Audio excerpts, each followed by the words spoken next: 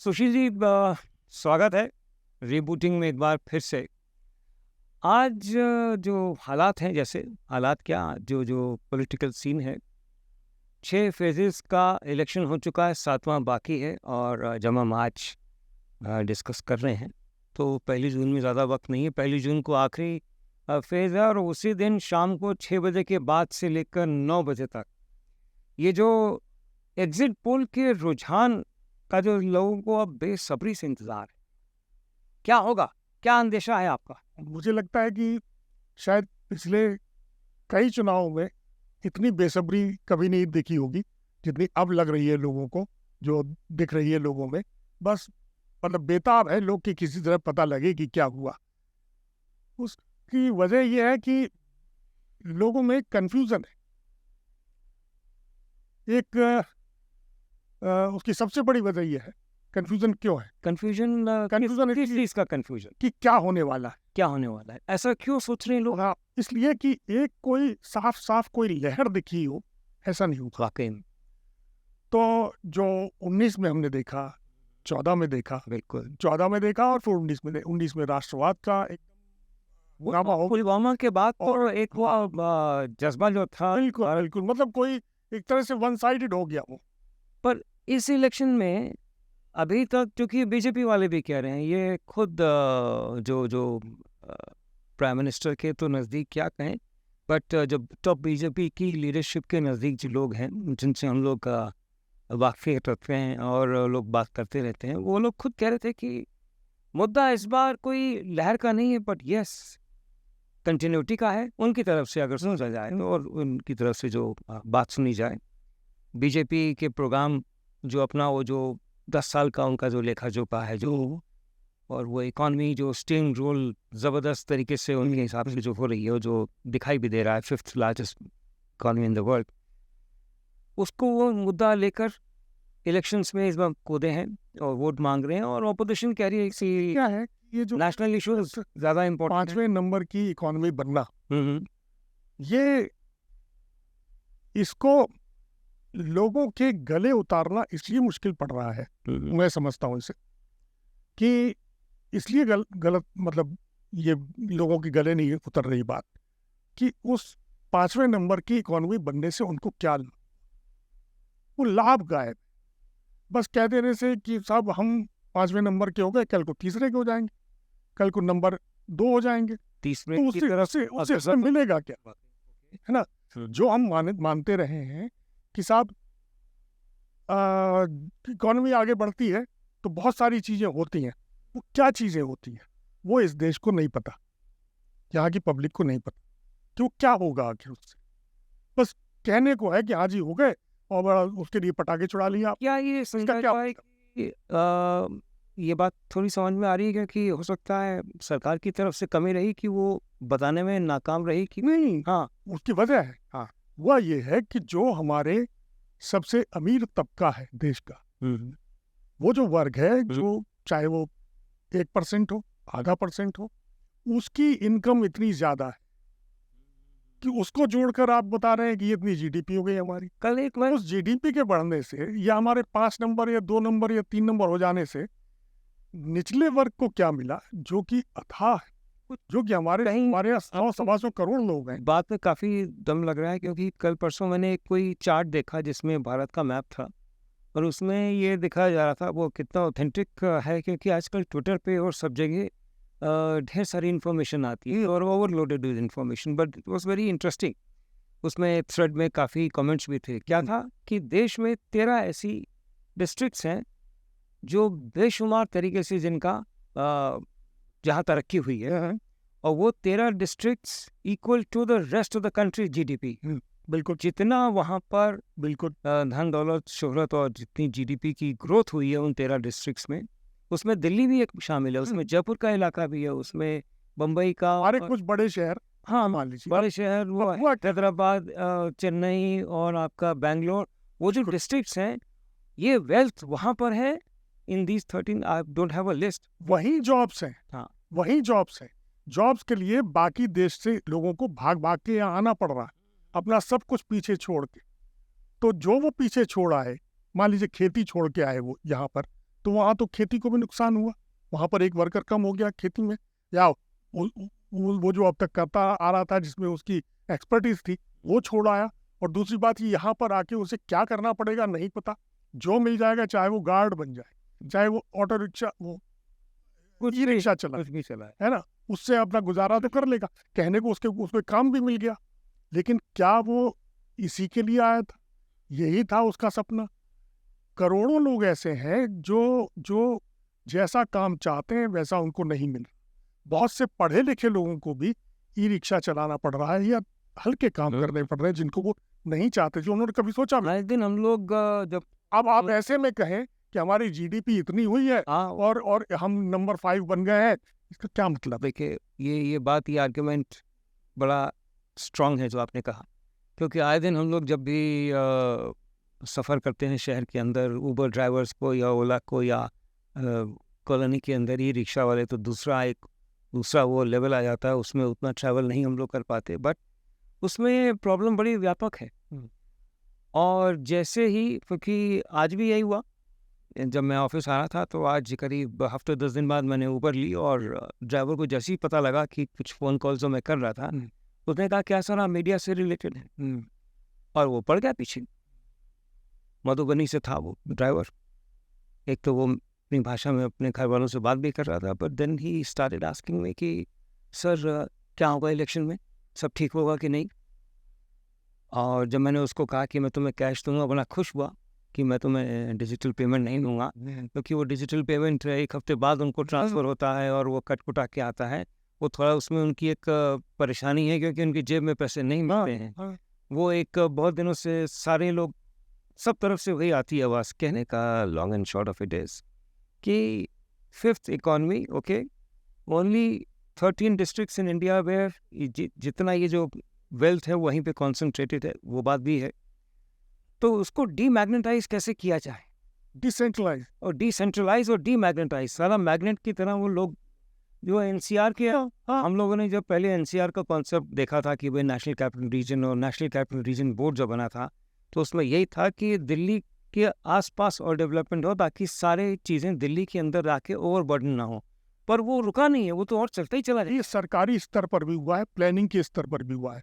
जो हमारे दिल्ली के एलजी थे, रह चुके हैं अपने विजय कपूर जो चीफ सेक्रेटरी भी हमारे यहाँ के, वो एलजी जब थे तब उन्होंने मुझे एक बार ये कहा था कि भाई एनसीआर बोर्ड में, एनसीआर प्लानिंग बोर्ड में हम लोगों ने ये प्लान किया था कि दिल्ली से 50, 60, 70 किलोमीटर दूर सैटेलाइट सिटीज बनाए जाएंगे, जिनसे दिल्ली पर से बोझ कम होगा जो हमारी सर्विसेज पर पड़ रहा है, और वहाँ पर चीज़ें नई बनेंगी, नया डेवलपमेंट होगा, वहाँ लोग जाएंगे, वहाँ नौकरियाँ, जॉब्स। कॉन्सेप्ट बड़ा जबरदस्त है। उन्होंने कहा हमसे कि बाद में हुआ, इन लोगों ने क्या किया, यूपी और हरियाणा ने, कि हमारे बॉर्डर पर बना दिए, नोएडा भी बना दिया और गुड़गांव बना दिया, ठीक दिल्ली से चिपका। हाँ, और जहाँ तो दिल्ली खत्म होती है, जहाँ उनके इलाके शुरू हो जाते हैं, पता ही नहीं चलता। ये है कि दिल्ली एनसीआर अपने आप में एक अर्बन यूनिट है।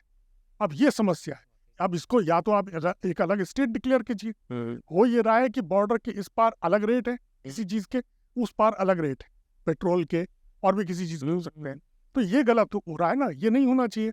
ये आप या तो इसको ट्रीट कीजिए एक ही शहर की तरह। उसमें एक बड़ा मार्मिक दृश्य मैंने देखा, ये बिल्कुल बॉर्डर एरिया पे क्राइम सीन का, और बड़ा गजब का था। असोला वाइल्ड लाइफ सेंचुरी में एक दिन डिप्टी कंजर्वेटर ऑफ फॉरेस्ट हम लोगों को कुछ जर्नलिस्टों को लेके गए कि हम कितना अच्छा बना रहे हैं। वो काफ़ी दिन पहले की बात है, जब वो अच्छे से डेवलप भी आजकल तो बहुत हो गई है। The peculiar problem where was कि बिल्कुल एंड वो दिल्ली हरियाणा के बॉर्डर पे है, और वहाँ क्राइम सीन बड़ा ज़बरदस्त था कि यहाँ पर किसी ने कुछ मर्डर किया and they dispose of the body across the fence, और फिर उन्होंने वापस इधर। तो वो बड़ा ही अजीबोगरीब किस्सा हम लोगों को पता लगा कि यार ये उधर भी डेवलपमेंट हो रहा है, इधर भी हो रहा है। उधर असोला भाटी माइंस का इलाका था, इफ़ यू रिमेंबर, उधर माइंस चल रही हैं, इधर नहीं है। उसमें भी एक अजीबोगरीब समस्या थी। ठीक से प्लानिंग हुई नहीं हुई, उसको डीमैग्नेटाइज किया गया। वही आज 13 डिस्ट्रिक्ट्स में प्रॉब्लम आ गई है, और जिससे इम्बैलेंस हो गया है। इसको इस तरह समझिए कि जैसे हम बात करते हैं इनकम की डिस्पैरिटी। एक वर्ग है जिसको बहुत पैसे हैं, इसके बाद बहुत इनकम है उसकी। एक है जो कि 40% लोगों की के बराबर सिर्फ 22 फैमिलीज या कितने हैं जो वो उनकी इनकम है। ये जो डिस्पैरिटी है जो आप बता रहे हो वो डेवलपमेंट की डिस्पैरिटी है। क्या ये तेरह डिस्ट्रिक्ट की रह गई? या नई सरकार, जो नेक्स्ट सरकार, नई या नेक्स्ट सरकार, हम कहें नेक्स्ट सरकार कहना ठीक रहेगा, क्योंकि वो नई होती है पुरानी वो तो खैर इलेक्शन के रिजल्ट बताएंगे। बट ये नेक्स्ट सरकार को देखना चाहिए, बिल्कुल देखना चाहिए, क्योंकि ये मुद्दे हो सकता है मौजूदा सरकार के सामने रहे हों, बट इतने उजागर तरीके से पहले 10 सालों के अंदर नहीं आए। और ये मुझे लगता है कि इस इलेक्शन की एक अच्छी बात भी है कि खुल के क्रिटिसिज्म भी हुआ है सरकार का। उनको पता लग गया कि क्या क्या चेकलिस्ट उनके सामने आ गई कि यार ये चीज़ें गड़बड़ हुई हैं, ये ठीक नहीं है। लोग इसके बारे में कह रहे हैं, अपोजिशन लामबंद हो गया है। वो तो रिजल्ट बताएगा कि कितना उनके फेवर में गया वोट, कितना अगेंस्ट गया। But if the present government continues, तो उसके पास एक रेडीमेड चेकलिस्ट होगी कि यार ये ठीक करो, बिल्कुल जल्दी करो, बिल्कुल सही बात। और लोगों को जो तकलीफ हो रही है उसको सुलझाओ। मुझे लगता है कि इस इलेक्शन के एक ही अच्छी बात भी हुई है, कैंपेन अच्छी बात हुई है, और जो कि मुझे लगता है कि इनकम्बेंट गवर्नमेंट और पार्टी बीजेपी उसको ये गुमान नहीं था, ये अब उसको ये इल्हाम ये अंदाजा नहीं था, उनको इल्म हुआ नहीं था कि ये हो क्या रहा है। ये इश्यूज बेरोजगारी की और महंगाई के इतने बड़े हो जाएंगे। बेरोजगारी और महंगाई खास तौर पर कितने तरह से कितने लोगों को इफेक्ट कर रही है। ये हम इसको मतलब ऐसे नहीं है कि हम दबा दें इस मामले को, ये नहीं होना चाहिए, ये हो भी नहीं सकता है शायद। अब जो भी गवर्नमेंट आएगी उसको इस पर सबसे पहले जिन चीज़ों पर काम करना पड़ेगा वो ये। और वो दिन अब कम रह गए। आज देखिए 1 तारीख को लास्ट इलेक्शन है। अगर देखिए तो मैं ये भी मानता हूँ कि मान लीजिए अभी कोई हम नहीं जानते कि क्या होने वाला है, और जिस तरह से दोनों तरफ से क्लेम्स किए जा रहे हैं, अगर मान लीजिए यही गवर्नमेंट फिर से आती है, नरेंद्र मोदी फिर से प्रधानमंत्री बनते हैं, तो सबसे पहले उनको मैं ये चाहता हूँ कि वो इस पर काम करें, क्योंकि हिंदू मुसलमान बहुत हो गया। वो मतलब उससे उनको भी अंदाजा हो गया होगा कि अब उससे बहुत दिन तक लोगों को आकर्षित करे रहना। पॉलिटिकल बयानबाजी तो ठीक है, हाँ, बट वो अब लेकिन ये रियलिटी चेक उनको, वही तो जो जीवन की सबसे जरूरी चीज है उसका क्या हुआ, उसको वो नहीं चाहते हैं, वो नहीं बात करना चाहते हैं। ये नहीं होना चाहिए, ये नहीं होना। मैं वही उनको उस पर ध्यान देना चाहिए। और अगर मान लीजिए, मैं आपसे दूसरी बात, मान लीजिए मोदी गवर्नमेंट ने महंगाई और बेरोजगारी को भी कंट्रोल करके रखा होता, तो आज अपोजिशन कहीं नहीं होता। वो तो बिल्कुल सुपर वेव देखो, हाँ, बहुत दुर्गत। वो तो प्रो मोदी की सुपर वो जो एक साथ आया उसमें जो इन्होंने वो किया है कि साहब केसेस और वो झूठे या सच्चे या जैसे भी, हाँ, वो केसेस उनको दबाना, ये एक अलग है, छापे मारना, ये सब वो तो है ही है। अगर मान लीजिए ये जो सेक्टर है इसका, महंगाई का और बेरोजगारी का, अगर इनको इन्होंने कंट्रोल में रखा होता, इन पर काम किया होता, तो आज जो आशंकाएं पैदा हुई हैं कि क्या बीजेपी वापस आ रही है कि नहीं, है ना, वो होता नहीं, ये सवाल नहीं।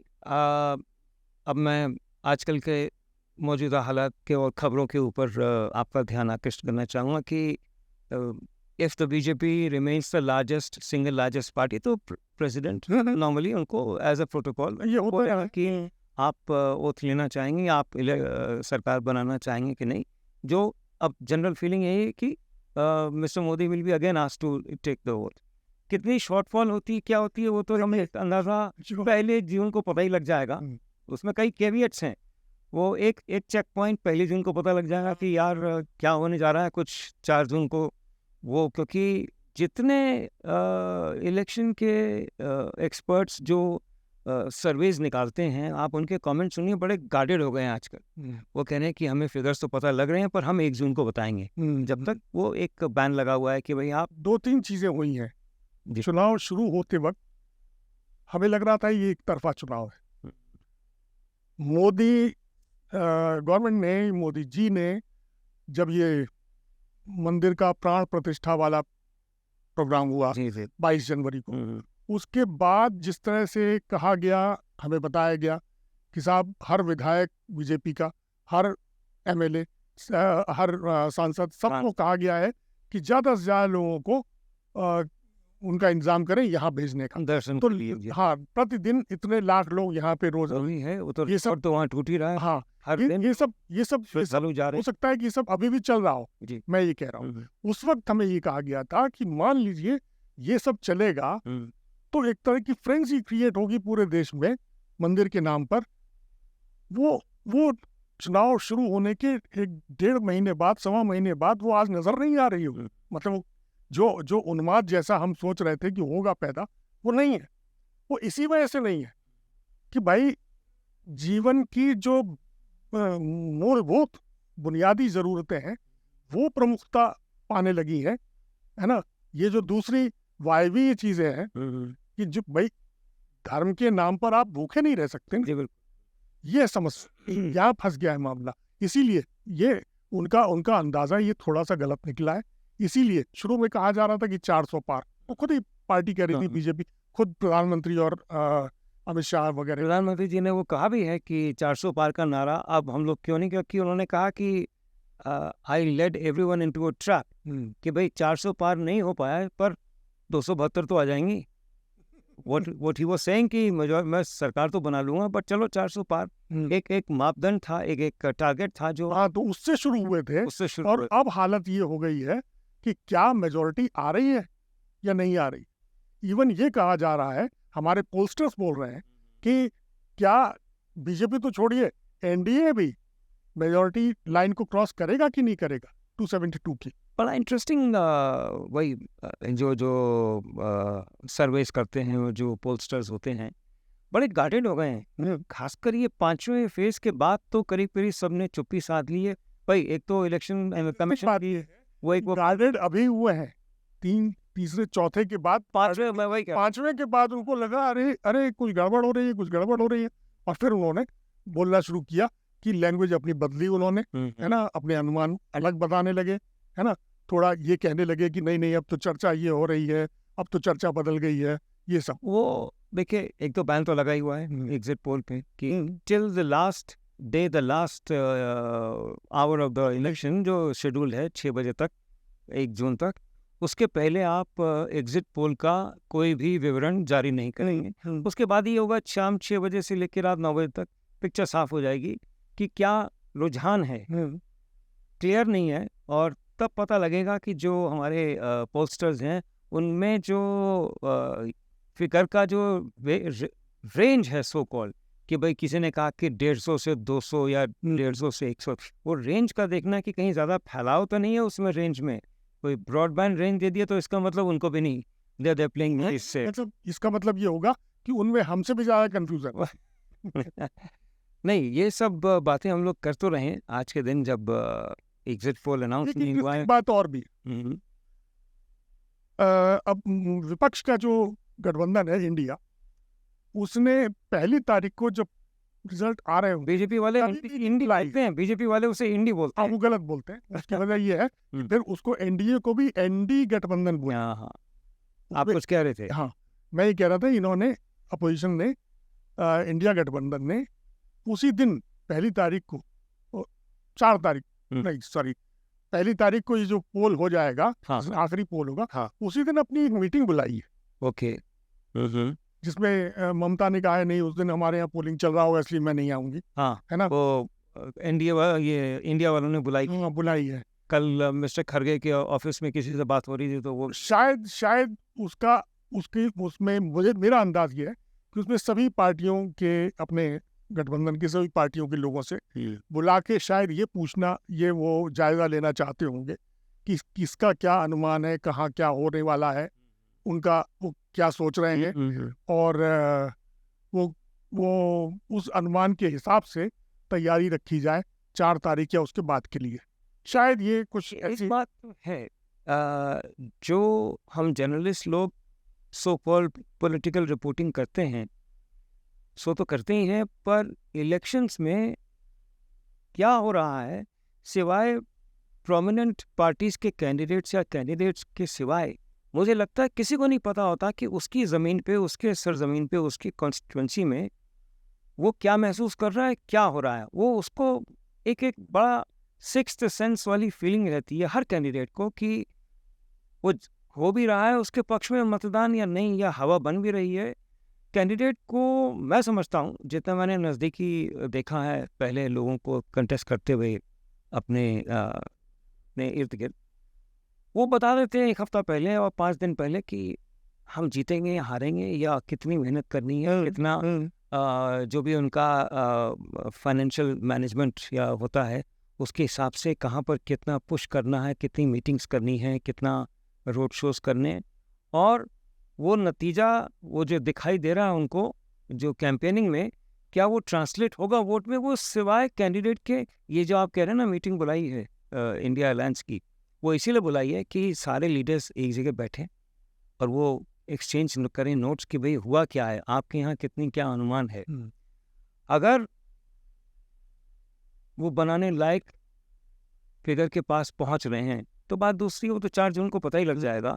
4 जून को यूँ समझिए कि 2 बजे तक, दोपहर 2 बजे तक काफ़ी आपको अंदाज़ा हो जाएगा, यदि इलेक्शन कमीशन ने कहीं इलेक्शंस के रिजल्ट रोक कर धीरे धीरे गिनती ना करी तो 4 बजे तक 4 तारीख को पूरा क्लियर हो जाएगा कि लोकसभा में किसकी मेजोरिटी आ रही है या हंग लोकसभा हो रही है। सब पता लग जाएगा, जो हम लोगों ने पहले देखा है। उस दिन ट्रांजिशन ऑफ पावर अगर होती है, अगर दूसरी सर, मैं आपसे वही पूछ रहा हूँ कि ब्यूरोक्रेसी का क्या रुख रहता है जब ट्रांजिशन ऑफ पावर होती है, या कंटिन्यूटी रहती है तो क्या कंटिन्यूटी होती है। पर व्हाट हैपन्स जब ट्रांजिशन ऑफ पावर होता है, एक पार्टी से दूसरे दल में जब तब्दील होता है, तो क्या है आपका अनुमान कि कहीं कुछ तक हम पीसफुल रहेगा, या what it should be peaceful? Of course नहीं, पीसफुल ही रहना चाहिए। हम मतलब हम जिस तरह का लोकतंत्र हम चाहते हैं और जिस तरह का लोकतंत्र इंडिया को बनाने की कोशिश की गई है अब तक, तो हम हमेशा से ये होता रहा है कि यहाँ ऐसा नहीं हुआ कि कोई सत्ता बदल रही है तो कोई मारधाड़ होने लगे। ऐसा कभी हमारे यहाँ बड़े सुलझी बड़ी, बिल्कुल हमारी डेमोक्रेसी दूसरों से फर्क है, हम लोग थोड़े मतलब समझदार लोग हैं। बिल्कुल ऐसे मौकों पर जो हमारी संस्थाएं हैं, जो यानी जो इन चीज़ों में कंट्रोल करती हैं, डेमोक्रेटिक हमारी जो संस्था है, वो उनका रोल है ये, वो सब उसको पीसफुली इधर से उधर करें। जहाँ तक ब्यूरोक्रेसी की बात है, मैं मानता हूँ कि हमारे ब्यूरोक्रेसी में बहुत से लोग ऐसे होते हैं, बहुत से लोग ऐसे हमने देखे हैं कि जो सत्ताधारियों के बहुत नज़दीक पहुँच जाते हैं, वो अपने आप को ब्रांड कर लेते। तो होता क्या है कि मान लीजिए वो सत्ता बदल रही, तो वो लोग जो ब्रांडेड हो चुके हैं वो अपने आप को फिर वो कहना चाहिए पीछे हटाने लगते हैं। पीछे हटने लगते हैं, वो पीछे हटने लगते हैं। वो समझ जाते हैं कि अब हमारी नहीं चलेगी। उनमें से बहुत से लोग रिजाइन कर देते हैं, बहुत से लोग ट्रांसफर मांग लेते हैं। कुछ लोग transfer is the easiest way out. बिल्कुल, वो कहते हैं भैया हमको कहीं बाहर भेज दीजिए, झंझट खत्म। फिर जो नई पावर में आई है पार्टी, फिर उसके नजदीकी लोग सामने आने लगते हैं, तो अब वो भी धीरे धीरे वो भी ब्रांड हो सकते हैं। अगर मैं ये कहना चाहता हूँ कि ये नौबत क्यों आने देती है ब्यूरोक्रेसी, वो हमेशा निष्पक्ष तौर पर काम क्यों नहीं कर सकती? क्यों नहीं हमने इस देश में ब्यूरोक्रेसी को पब्लिक का नौकर बनाया, हमने सत्ता का नौकर क्यों बनाया? ये बहुत इंपॉर्टेंट चीज़ है। इसको हम शुरू से, जब से हम आज़ाद हुए तभी से ही बात चल रही है कि भाई जो पावर में है उसके साथ है ब्यूरोक्रेसी। ये क्यों है? ये कहने सुनने में जनता की होनी चाहिए, सवाल करने में अच्छा, बट वो रियलिटी में ऐसा होता। हाँ, तो ये गलत है ना। क्या लाल बहादुर शास्त्री जो इंस्टीट्यूट है उसमें क्या सिखाया जाता है? ये सिखाया जाता है कि जो मंत्री होगा, जो सत्ता में पावर में जो होगी पार्टी, उसके तुम नौकर रहोगे। ये किसने कौन सिखाया जाता है क्या वहाँ? तो बड़ी अजीब बात है। डिस्कशन का अलग विषय है, बट यस, सवाल बड़ा पेचीदा आपने उठाया है और बड़ा संगीन सवाल है, क्योंकि ये हम लोगों ने अगर ट्रांजिशन ऑफ पावर दूसरी गवर्नमेंट का होता है तो वो भी हमारे लिए तो 2014 में तो बड़ा स्मूथ था। कांग्रेस गई, हमेशा स्मूथ रहा। और वो अभी ऐसा उसमें नहीं। कोई कंफ्यूजन भी नहीं था। इस समय अगर कोई अलायंस आता है तो वो एक अलायंस पहले भी हम लोगों ने देखा, यूपीए 1, यूपीए 2 के, और उसके पहले वाजपेयी साहब के ज़माने में वो भी एक बहुत बड़ा अलायंस था, 22 पार्टियों का एक पूरा हाँ जमघट था। और उसमें भी मुझे अभी भी याद है, आई रिमेंबर सुश्री जयललिता जी ने जब अपना समर्थन वाजपेयी जी को दिया था तो अपना लेटर सीधा उन्होंने राष्ट्रपति भवन भेजा था। So all these pictures are coming very clear in front of us कि ये ऐसा हो चुका है, क्या ऐसा होने वाला है, क्या होगा क्या नहीं होगा। We are living in a very interesting time Sushil ji, बड़ा ही एक दिलचस्प ये दिन बड़े क्या चाहिए, यादगार जिज्ञासा से भरे हुए हैं, यादगार रहेंगे, यादगार रहेंगे। और जल्दी ही हम बहुत ही आने वाले एक हफ्ते के अंदर ही इसको रिबूट करके देखेंगे। हाँ बिल्कुल। रिबूट करके देखेंगे कि जो आज हम लोगों ने एक हफ्ते बाद की मैं बात, रिजल्ट्स के बाद अब रिजल्ट्स के बाद करेंगे क्या बिल्कुल रिबूट क्या हुआ है, और इसमें जो जो जैसा होना चाहिए वैसा ही हुआ है या नहीं, और अब क्या होना चाहिए।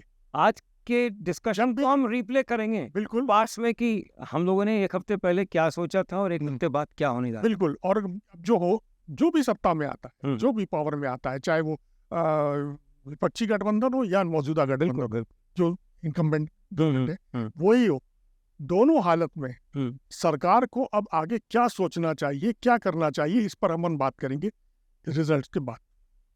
आपका आज के रिबूटिंग एपिसोड में बहुत बहुत धन्यवाद आपके आने का, एंड विद द प्रॉमिस कि एक हफ्ते बाद जब हम लोग दोबारा इससे रिबूट करेंगे इस अपनी सारे आज के दिन को, तो वो एक अलग ही मज़ा रहेगा। बिल्कुल बिल्कुल, क्योंकि अभी तो हम उसमें हैं, पशोपेश में, कि कौन पावर में आएगा कौन नहीं आएगा, उस दिन तो क्लियर हो ही जाएगा ना, और हो सकता है तब तक वो हो जाए। बिल्कुल, लेट्स वेट फॉर दैट। बिल्कुल, थैंक यू।